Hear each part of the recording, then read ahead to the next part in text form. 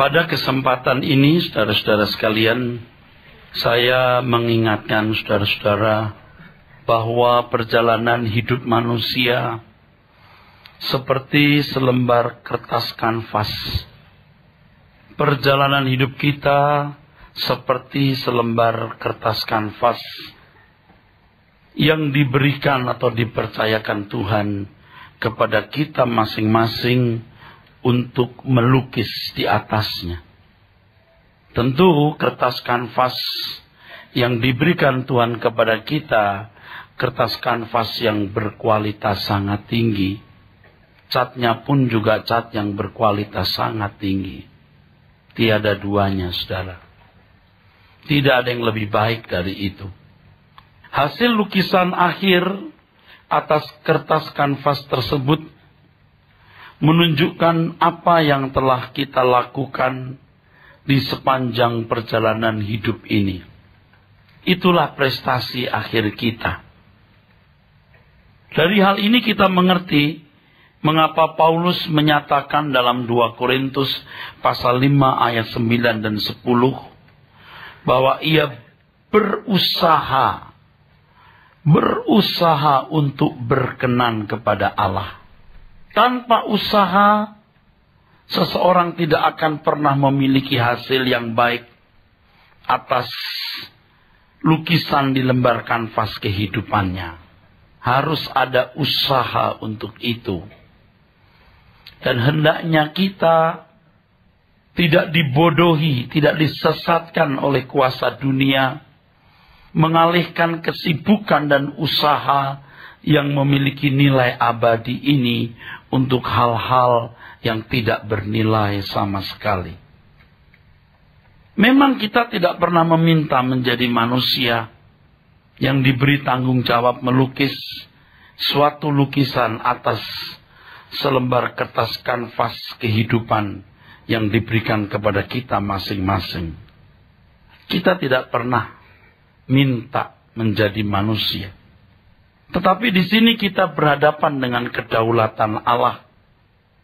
Kedaulatan Allah yang tidak bisa ditawar.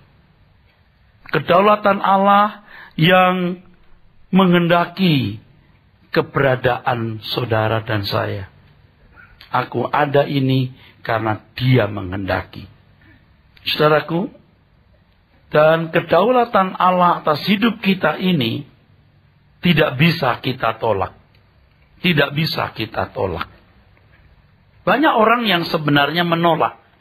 Dan penolakan itu diekspresikan, diwujudkan dalam bentuk tidak melukis lukisan yang indah atas kanvas hidup yang diberikan Tuhan kepadanya. Kalau dia boleh bicara jujur, dia berkata, siapa suruh saya jadi manusia? Siapa suruh saya jadi manusia? Kenapa aku harus jadi manusia dan membuat lukisan seperti yang Dia inginkan? Kalau Dia memberi aku lembar kertas kanvas ini dan memberikan perangkat untuk melukisnya, suka-suka aku mau melukis apa? Salah siapa? Nah ini orang-orang yang sebenarnya menolak kedaulatan Allah. Tuhan memberi kehendak bebas. Tapi bukan berarti manusia boleh punya kehendak sebebas-bebasnya. Tuhan memberi kehendak bebas. Tapi Tuhan tidak menghendaki manusia punya kehendak sebebas-bebasnya. Tuhan memberi kehendak bebas kepada manusia untuk memilih. Manusia memiliki kesempatan, kemampuan untuk memilih. Itulah yang disebut pilihan bebas. Dan di dalam pilihan bebas itu, manusia bisa hidup sebebas-bebasnya atau hidup dibelenggu oleh suatu belenggu yang kudus, yaitu dibelenggu Tuhan. Tuhan tidak menghendaki kita punya kehendak bebas sebebas-bebasnya. Kehendak bebas kita gunakan untuk memilih hidup di dalam kedaulatan Allah. Yaitu melakukan apa yang Dia kehendaki. Dan bertanya dengan serius, mengapa Engkau menciptakan aku Tuhan? Bukan untuk protes. Untuk tahu, mengapa Engkau ciptakan aku. apa kehendak-Mu. Aku bersyukur Engkau ciptakan. Aku menerima kedaulatan-Mu membuat seorang Erastus, seorang Ferry Kencem ada, seorang Irwan ada. Aku menerima kedaulatan-Mu menghadirkan seorang Eli di bumi ini. Dan aku mau tahu selengkap-lengkapnya, sedetil-detilnya apa yang Kau kehendaki harus kulakukan. Ini sama dengan apa yang Kau ingin aku lukis di atas lembar kanvas hidupku. Tuhan memberi kelengkapan untuk melukis atas lembar kertas kanvas hidup masing-masing. Itulah sebabnya saudara, apakah saudara benar-benar menjadi berharga dan istimewa atau tidak, tergantung saudara sendiri. Tergantung kita masing-masing. Kita diberi keberadaan yang sungguh-sungguh sangat istimewa, benar-benar berharga. Apakah kita sungguh-sungguh menjadi berharga dan istimewa, tergantung kepada kita masing-masing.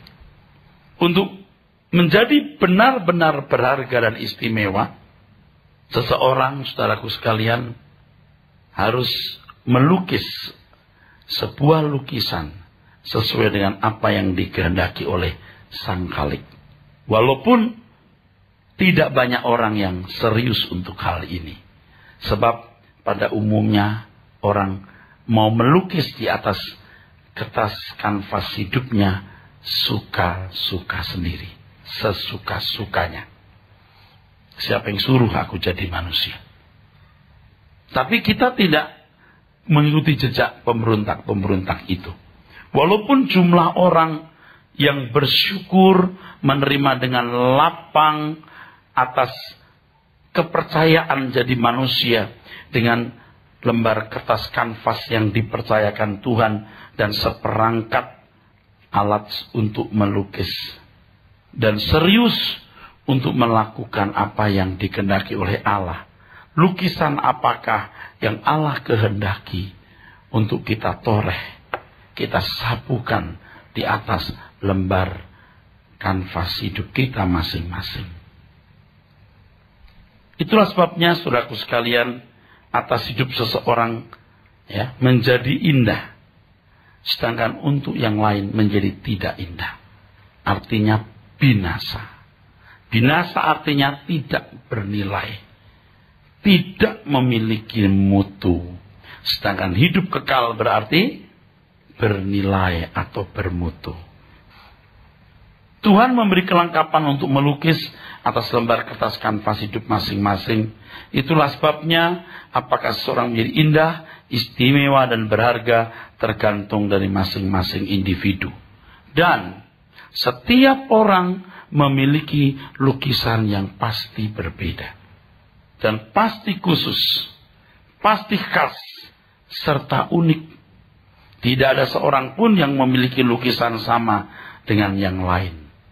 Warna dasarnya tetap sama, tetapi karakteristik khusus masing-masing individu tetap ada. Karakter dasar dan umumnya adalah seperti Tuhan Yesus. Tapi karakter khusus masing-masing tetap ada. Nah, menjadi tanggung jawab setiap pribadi untuk menemukan apakah yang harus dilukisnya. Dan melukisnya dengan hasil yang baik. Kenyataan yang ada, banyak orang yang tidak sungguh-sungguh memperdulikan hukum kehidupan ini. Ini hukum kehidupan. Dalam kedaulatannya Allah menciptakan seorang anak manusia. Dan dalam kedaulatannya Allah menghendaki setiap individu berkarya. Membuat satu lukisan di atas lembar kertas kanvas hidup masing-masing. Ini hukum kehidupan. Dan tidak seorang pun bisa menolak atau menghindarkannya. Tetapi banyak orang tidak memperdulikan hukum ini. Saya kira tidak sedikit saudara yang walaupun sudah mulai belajar suara kebenaran, mulai memiliki keseriusan ikut Tuhan Yesus, tetapi masih belum benar-benar serius memperdulikan hukum kehidupan ini. Harus disadari bahwa jarang seseorang mempersoalkan bagaimana hasil lukisan atas lembar kanvas hidupnya yang telah dicapainya, hasil lukisan terakhirnya. Sejauh ini, seberapa indah lembar kertas kanvas hidup yang Tuhan percayakan kepada saudara. Kalau kita berkata, selidiki aku Tuhan, kenali aku Tuhan. Maksudnya adalah Tuhan membuka mata pengertian kita untuk melihat keadaan lukisan dari lembar kanvas hidup kita masing-masing. Dalam perjalanan hidup saya sebagai pelayan jemaat yang bertemu dengan banyak orang dari berbagai lapisan masyarakat, lapisan strata dalam gereja bahkan, saya menemukan orang-orang yang tidak mengenal dirinya. Sudah tidak mengenal dirinya, saudara. Tidak mengenal dirinya. Itu bukan hanya jemaat, termasuk pendeta. Tidak kenal dirinya. Saya bukan orang yang sudah sempurna, tapi saya berusaha untuk koreksi diri. Saya berusaha untuk menjadi lebih baik. Dan saya mengerti di mana kekurangan dan kelemahan saya yang menjadi PR yang cukup melelahkan. Tapi celaka kalau orang tidak kenal siapa dirinya. Sulit, saudara. Menyadarkan orang-orang seperti ini sulit, saudara. Ada hamba-hamba Tuhan atau pendeta yang merasa sudah begitu anggun hidupnya. Rasanya dia sudah tidak punya salah. Ya mungkin dalam tataran moral umum dia benar-benar baik. Tapi dalam tataran mata Tuhan belum. Tapi dia nggak mengenal dirinya. Cirinya sederhana. Orang-orang begini biasanya moralis. Suka menghakimi orang. Menghukum orang lain. Itu. Cirinya itu. Menghakimi orang. Tidak mudah mengampuni. Dan tidak bisa melupakan kesalahan orang lain. Moralis. Salah satu cirinya, saudara. Orang-orang yang sombong rohani. Coba kita jangan melihat apa penilaian orang terhadap lukisan di atas lembar kanvas hidup kita. Tetapi kita membawanya kepada Tuhan dan kita minta agar Tuhan menyelidiki hidup kita. Selidiki aku Tuhan. Sebab Tuhan memang menyelidiki hati kita. Tuhan menyelidiki. Tuhan menyelidiki jalan hidupku. Kenapa Tuhan menyelidiki? Karena Tuhan peduli. Ada orang-orang tua yang ngobok-ngobok tas sekolah anak-anaknya? Banyak. Mana tas sekolahmu? Coba lihat bukunya. Coba lihat buku ulangannya. Coba lihat PR-nya. Coba lihat hasil akhir. Ada perguruan-perguruan tinggi yang mengirimkan nilai anak-anaknya bukan kepada anak-anak, tetapi kepada orang tuanya. Nilai anak saya yang pertama itu dikirim dari kampusnya ke alamat saya. Saya yang membuka, saya yang melihat nilai anak saya. Orang tua harus mau tahu. Bukan hanya PR hasil akhir dari ulangan ujian yang menentukan kenaikan kelas. Tapi ulangan per harinya harus diperiksa. Kalau sudah mulai di bawah 5 terus, wah ini harus segera ditanggulangi, saudara. Tidak bisa dibiarkan lama-lama. Tidak usah nunggu. Nanti ya nanti mudah-mudahan bisa diperbaiki. Alamat buruk itu. Alamat buruk. Ini ulangan bab berapa? Kalau bab 2, bab 3 kamu udah tidak bisa. Bagaimana bab 5, 6, 7, 8 dan seterusnya. Apalagi kalau itu matematik. Wah udah. Kalau itu kimia, waduh susah. Kalau dulu ilmu ukur, dalil-dalil awal itu sudah tidak ngerti, dan jangan tanya nanti dalil-dalil berikut yang lebih rumit, saudara. Sama juga bahasa Inggris. Kalau present continuous sudah tidak tahu, nanti udah sampai present perfect dan seterusnya, udah susah sudah. Dia nggak bisa bedakan present continuous, gerund, udah nggak bisa membedakan, kacau. Harus dari awal. Bahasa Yunani lebih sulit lagi. Kalau dari awal sudah tidak bisa, belakang, jangan tanya. Lebih rumit. Makin ke belakang, makin rumit. Bahasa Ibrani lebih gelap lagi. Makin rumit itu belakang itu. Gitu. Dan banyak hal yang bisa sungguh-sungguh tidak bisa dianggap ringan, saudara. Sebenarnya ini sama dengan lukisan hidup. Sungguh-sungguh saya menyadari kalau kita sudah ceroboh dari hal kecil, tidak bisa tidak ceroboh hal yang lain. Tidak bisa. Nah, banyak orang yang tidak sungguh-sungguh memperdulikan hukum kehidupan ini. Jarang orang mempersoalkan bagaimana hasil lukisan atas lembar kanvas kehidupannya yang telah dicapainya atau hasil lukisan terakhir. Jadi kalau Tuhan menyelidiki jalan hidupku. Kenapa Tuhan menyelidiki? Karena Tuhan peduli. Nah, masalahnya kitanya mau tidak diajak melihat. Ini loh hasil tulisan lukisanmu. Kalau kita doa berkata, Tuhan selidiki aku, Tuhan periksa aku. Itu kan bahasa-bahasa yang sudah biasa saya miliki. Tapi kalau tidak muncul dari hati yang tulus dan sungguh-sungguh kita mau diselidiki, Tuhan tidak berkata apa-apa loh. Sungguh. Tapi ketika kita serius, Tuhan, aku mau Tuhan berubah. Kenali aku. Itu Tuhan bukakan pikiran kita untuk menunjukkan kelemahan-kelemahan kita, kekurangan-kekurangan kita, dan hal-hal yang harus kita benahi. Jadi kalau cuma asal ngomong, rasanya Tuhan nggak buka loh. Betul. Kalau ada tapi nggak signifikan gitu. Kan kita sudah biasa kan berkata, Tuhan selidiki aku, periksa aku. Itu bahasa doa, bahasa khotbah, bahasa lagu yang sudah biasa meluncur di bibir kita. Kita luncurkan tanpa perasaan. Dan Tuhan tidak banyak membuka. Kecuali kita serius, saudara. Ya. Nah, banyak orang bersikap seakan-akan tidak memeriksa hasil akhir lukisan hidupnya itu tidak bermasalah. Tidak penting itu. Tidak memiliki pengaruh dan dampak atas hidupnya hari ini dan kekekalannya.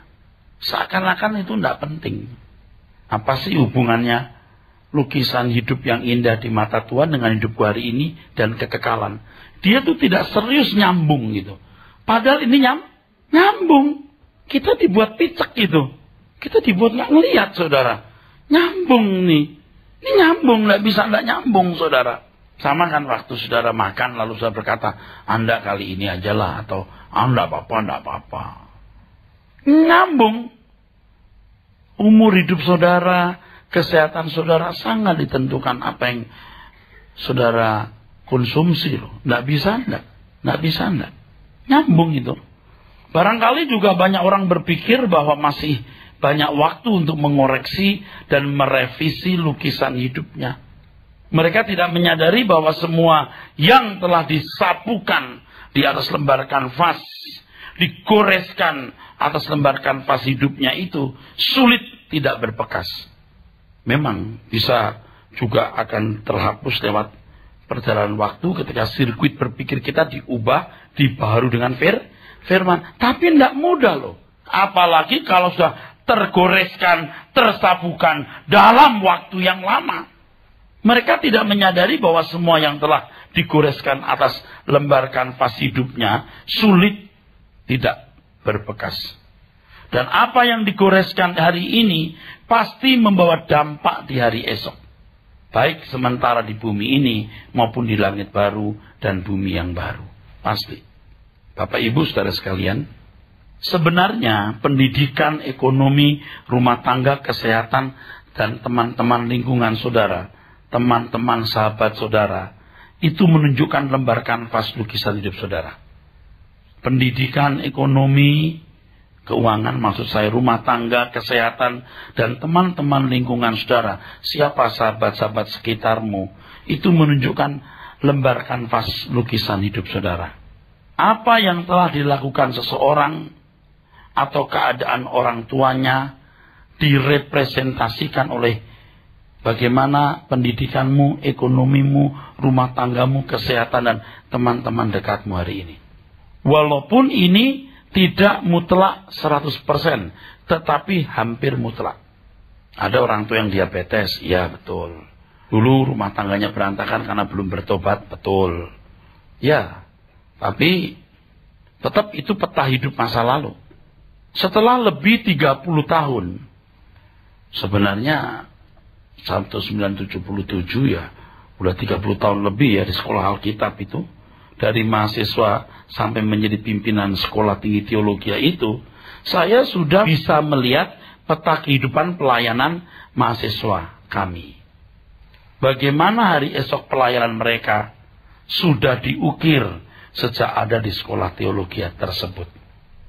Walaupun hal ini tidak mutlak, tetapi nyaris mutlak. Dan setelah 30 tahun lebih, saya mendapatkan verifikasi. Saya lihat buktinya. Benar-benar. Saya kenal satu persatu. Hampir mutlak ini. Hampir mutlak.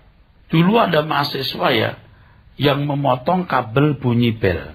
Itu bel itu kencengnya minta ampun memang. Jadi pada waktu orang tidur, itu bel itu benar-benar bisa bikin orang kaget tuh. Bukan kering, kan, wih, gitu sampai kayak kebakaran saudaraku. Dipotong gitu. Saudara siapa yang motong? Teman pelayanan saya. Saya akhirnya tahu dia. Tapi saya diam. Gak jadi orang.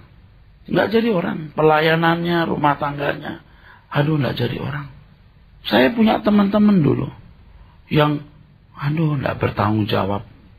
Setelah ketemu tua, tolong dong gua kasih kerjaan. Aduh, gak bisa. Aku gak mau menghancurkan pekerjaan Tuhan di tanganku.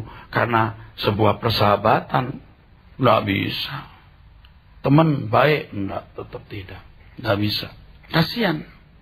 Dan kemudian saya menjadi dosen, saya punya banyak mahasiswa, saya lebih tahu lagi nilai mereka, prestasi mereka. Kalau di rapat dosen, lalu satu persatu disebut namanya, lalu kan mereka punya kondite, ada kondite.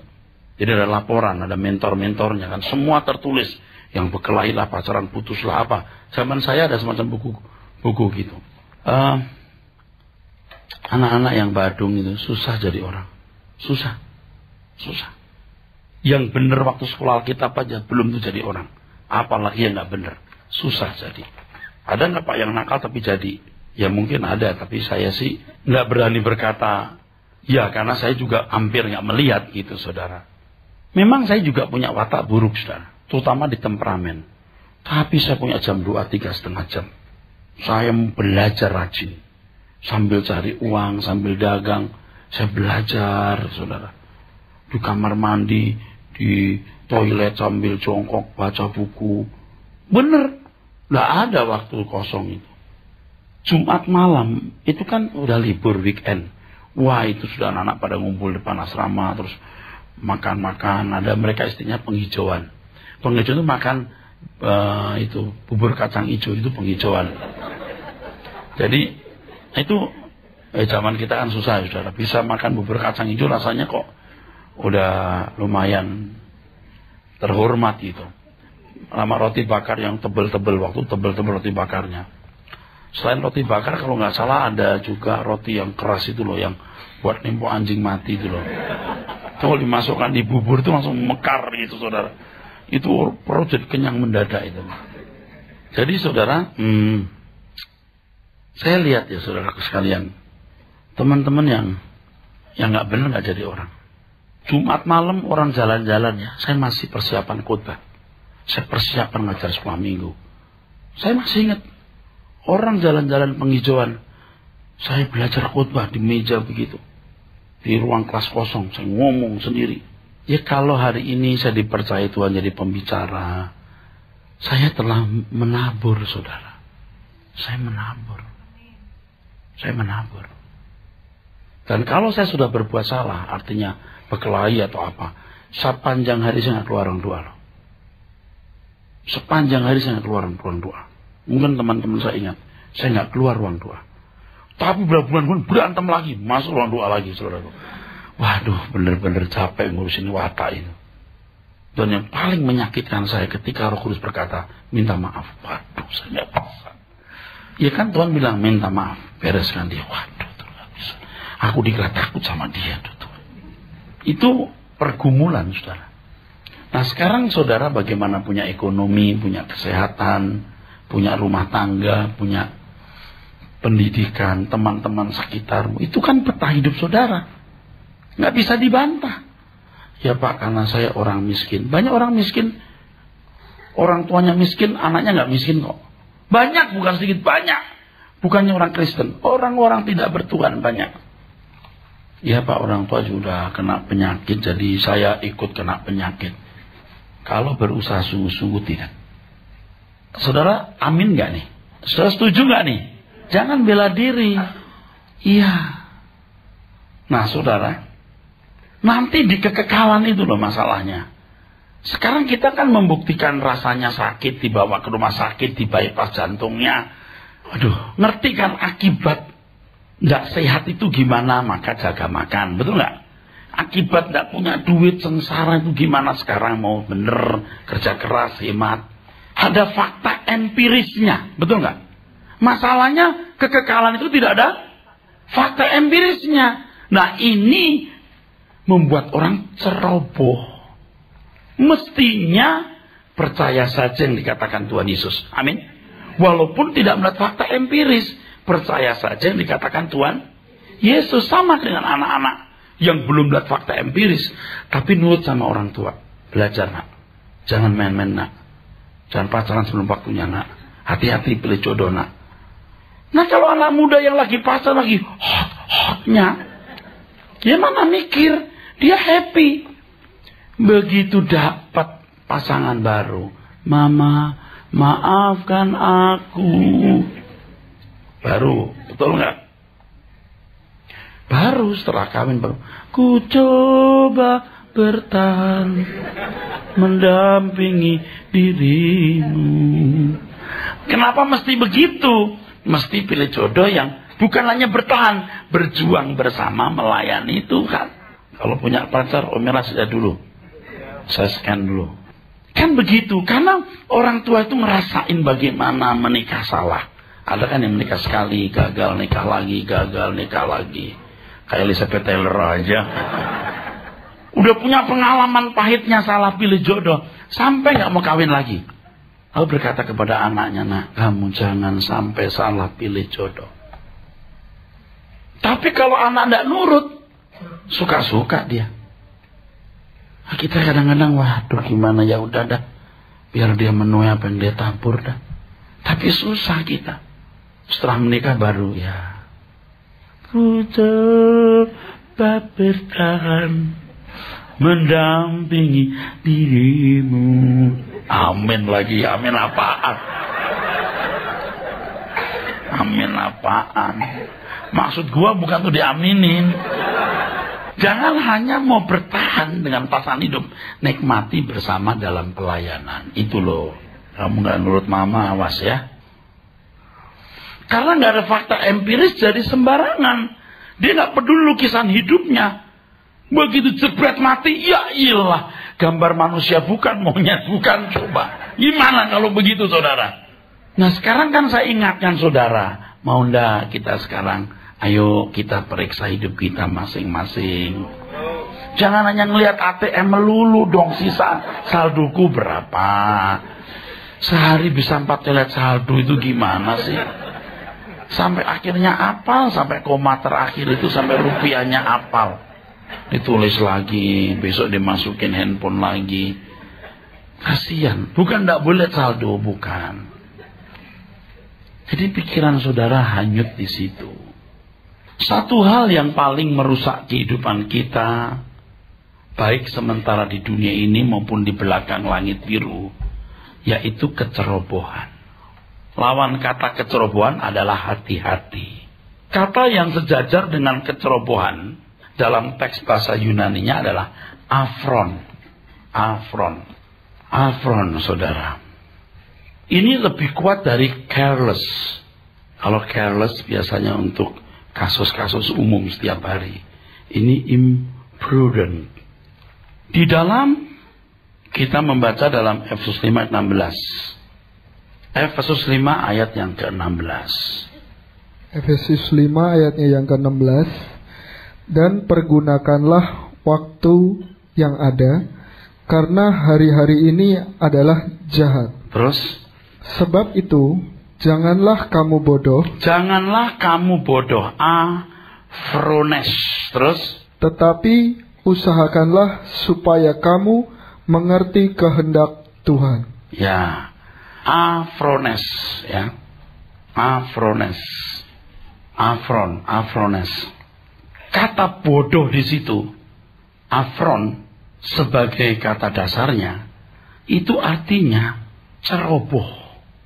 Kalau careless lebih biasa digunakan untuk segala hal dalam peristiwa kegiatan sehari-hari, tetapi imprudent lebih menunjuk kepada sesuatu yang lebih prinsip dan fundamental.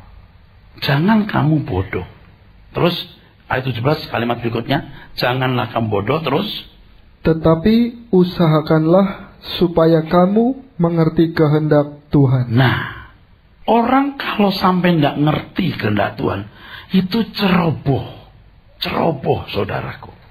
Nah, masalahnya untuk mengerti kehendak Tuhan itu tidak mudah. Orang harus mengasah pikirannya untuk bisa memiliki kepekaan, mengerti kehendak Allah apa yang baik, yang berkenan, dan yang sempurna. Nah, kecerobohan kita itu, saudara, dari kecerobohan menjagai pikiran. Jangan mengizinkan anasir, unsur-unsur yang tidak rohani masuk, berdiam, bertata di pikiran kita. Bahaya. Jadi berhati-hati dari apa yang kita lihat, kita dengar, saudaraku. Maka Alkitab mengatakan pikirkan apa yang baik, yang kudus, yang mendatangkan pujian, betul? Yang positif. Bagaimana bisa begitu? Kalau kita mengisi pikiran kita dengan masukan input-input yang baik. Anda tiap Selasa datang, Sabtu datang, Minggu sore Sunday Bible teaching, belum kebaktian umum. Saudara pikir itu hal yang luar biasa? Belum, itu standar. Itu belum di rumah Anda mencari Tuhan. Wah Pak, kalau begitu terus gimana kita nggak bosan hidup? Justru itu satu-satunya dunia yang Anda miliki. Dengan demikian Anda itu bisa membangun kepekaan terhadap kehendak Allah. Harus begitu, siang malam merenungkan firman. Wah, mana bisa begitu Pak? Ya memang this is the only world we have. Memang ini satu-satunya dunia yang kita miliki. Kalau saudara masuk gerakan suara kebenaran ini, tapi tidak mengalokasi waktu yang memadai, nggak bisa. Ceroboh di sini. Ceroboh dalam mengatur waktu. 1 menit lewat 2 menit 1 jam. Karena sudah biasa buang 1 menit 2 menit, nanti buang 1 jam jadi gampang. Sama kok orang kalau biasa boros, nggak bisa nggak boros. Ada ibu-ibu yang kalau nggak belanja gatel tangannya. Padahal barang yang dibeli belum tentu dipakai. Saya menyadari betapa mahal waktu itu, saudara. Betapa mahal. Kan ada itu undian. Jalan-jalan ke Hong Kong bolak-balik gitu ya. Wah, kalau sampai saya dapat siksaan itu. Ngapain? Kecuali pergi rame-rame orang yang mengasihi Tuhan, sepanjang jalan bisa tentang firman.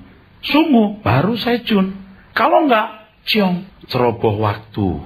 Nanti ceroboh mulut bibir. Betul. Nanti ceroboh tindakan. Saya akan bicara khusus mengenai kecerobohan.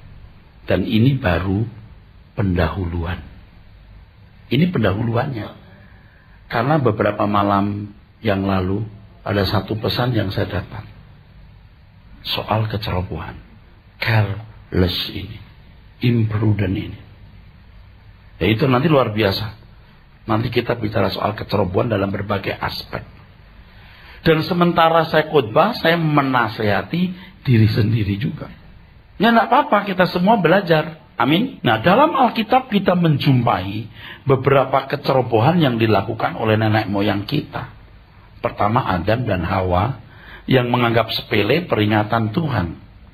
Tuhan berkata pada hari engkau makan buah itu kamu akan mati. Jangan dianggap sepele. Tapi dianggap sepele, saudara. Enggak malah seperti Allah. Dia lebih mendengar suara kunyuk sialan. Setan maksud saya. Abraham yang mengambil Hagar sebagai wanita yang bisa memberi keturunan bagi dirinya, itu juga kecerobohan. Ya memang Abraham didesak oleh Sarah. Pi, kita kan sudah tua, Pi. Saya juga sudah menopause, udah nggak bakal punya anak. Papi juga makin hari makin tua. Nanti makin nggak bisa punya anak loh, Pi.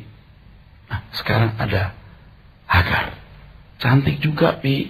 Walaupun kulitnya gelap, kehitam-hitaman. Black, sweet but black. Ini si Abraham tidak tanya Tuhan. Ini kadang-kadang ibu bisa membuat suami tidak nanya Tuhan loh, saudaraku. Ibu-ibu tuh kalau punya desakan-desakan itu kadang-kadang bisa membuat suami jadi limbung dan tidak tanya Tuhan. Tolong ya, jangan seperti ini ibu-ibu. Ada nggak ibu-ibu yang seperti ini di sini? Kalau ada nggak apa-apa, kita baptis ulang aja dia. Papa tetangga udah beli kijang, kita beli kuda aja. Loh, yang gitu-gitu tuh loh. Papa ngerti nggak tetangga kita? Aduh, dia punya anting, Pap, model baru. Itu orang jelek loh wajahnya, pakai itu cantik loh, Pap. Apalagi saya udah cantik pakai itu, Pap. Jadi Miss Universe. Itu Adam jatuh karena Hawa dialog sama ular. Abraham rusak gara-gara Sarai. Ini memang wirasat buruk, saudaraku sekalian. Ya, ini semua karena wanita, saudara. Ya. Enggak nyalahkan ibu-ibu. Ini wanita zaman dulu. Ini wanita zaman Adam dan zaman Abraham. Oh, ini wanita zaman dulu. Kalau sekarang, nah, sama saja. Enggak, sama saja bukan di sini, bukan. Ini yang di tempat lain. Ibu-ibu yang di Kelapa Gading, yang di Kebon Jeruk, ya, yang di Pluit, yang di Bogor, jauh-jauh ya. Tidak ada di sini. Setiap harinya nggak ada di sini. Tapi kalau, nah ini nih. Saya kurang jelas apakah ada kan. Saya bukan Tuhan yang maha tahu kan. Ya kan. Ini maaf ya ibu-ibu. Saya bukan melecehkan ibu-ibu. Saya cuma menunjuk Alkitab mengatakan begitu. Tidak bisa diubah. Jangan coba-coba merubah isi Alkitab. Menambah atau mengurangi terkutuk. Ini semua gara-gara perempuan. Tapi ini perempuan zaman dulu. Bukan zaman sekarang. Oke, stop dulu. Daripada saya bermasalah, mendingan stop dulu di sini. Demikian pula Daud yang tidak pergi berperang, sementara hulu balangnya mempertaruhkan nyawa pergi berperang.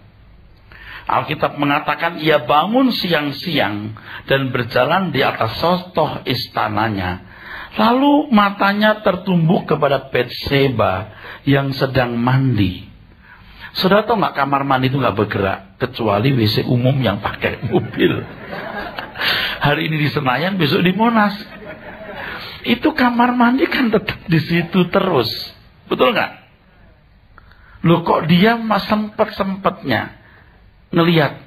Kan tiap hari juga, ya bisa tiap kali dia di atas soto. Dia kan biasa jalan-jalan di situ dan biasa lihat orang mandi, mungkin ya nenek-nenek lah apalah di situ.